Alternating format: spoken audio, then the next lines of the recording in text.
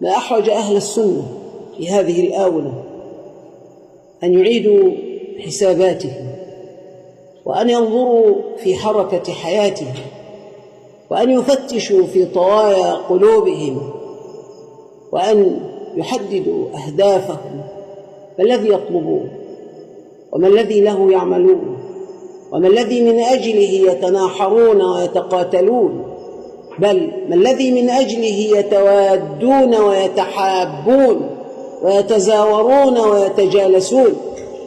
أهي على عادة أعراف الناس مأكل ومشرب وتزاور وتجالس والقلوب فيها ما فيها؟ هذه مجالسة ليست في الله ولا لله، وإنما التزاور والتجالس في الله أن تلتقي الأرواح التي جمع بينها الحب في الله رب العالمين، الأرواح التي جمع بينها هدي النبي الأمين، الأرواح التي تصفت من كل ما يكدرها ويشوبها ويعكر صفوها، فيفرح المرء بلقاء أخيه كفرحه بلقاء معشوقه ومحبوبه، يفرح المرء بلقاء أخيه أشد ما يفرح بلقاء امرأته وولده، لأنه كما قالوا قديما: إخواننا أحب إلينا من أهلينا،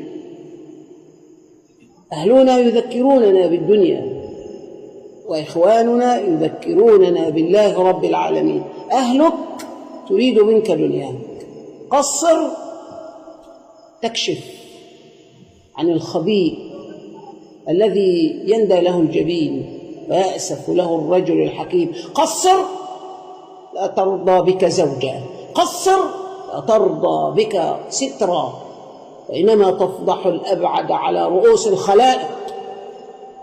المرأة هي المرأة، المرأة هي المرأة، دنياها أهم ما تسعى إليه. وجرب، انظر إلى امرأتك في أمر دنياك، وانظر إليها في أمر أخراك، تراها في أمر دنياك لاهثة، تراها في أمر دنياك ساعية، وأما في أمر أخراك هدئ من روعك، هدئ من روعك. المقام طويل والعمر فسيح، نريد أن نتمتع، نأكل ونشرب، نلعب ونمرح. هذه هي المرأة، هذه من أجلها تبغض أخاك، هذه من أجلها تركن إليها مبتعدا عن إخوانك. هذه امرأة سوء، هذه امرأة سوء، لأن المرأة التي لا تعين الرجل على دينه هذه لا تحبه، وإنما تحب ديناره ودرهمه. ولدك يريد منك ما يريده لنفسه لا ما يريده لنفسه، ولدك يريد منك ما يريده لنفسه لا ما يريده لنفسه. يريد لنفسه ثيابا جميلة ومسكنا واسعا ومصروفا وفيرا، هذا الذي يريده الولد، فإن قصرت في ذلك انقلب عليه. أخوك يبذل من أجلك، يقتطع من ماله ليقيمك، يقتطع من وقته ليعينك، فتعطي له فضول أوقاتك وتقول هذا حب في الله. لا والله، ما هذا بحب في الله. ما أحوج أهل السنة في هذه الآونة أن يراجعوا علاقاتهم. لقد صار أهل السنة جزرا منعزلة، صار أهل السنة كل واحد في جزيرته، كل واحد في دنياه. أين الاجتماع؟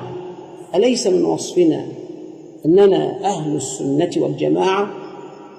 أهل السنة أي أصحاب السنة الذين يتمسكون بالسنة في عقيدتهم وعبادتهم ومعاملاتهم وأخلاقهم وسلوكهم والجماعة أي يجتمعون على ذلك كله.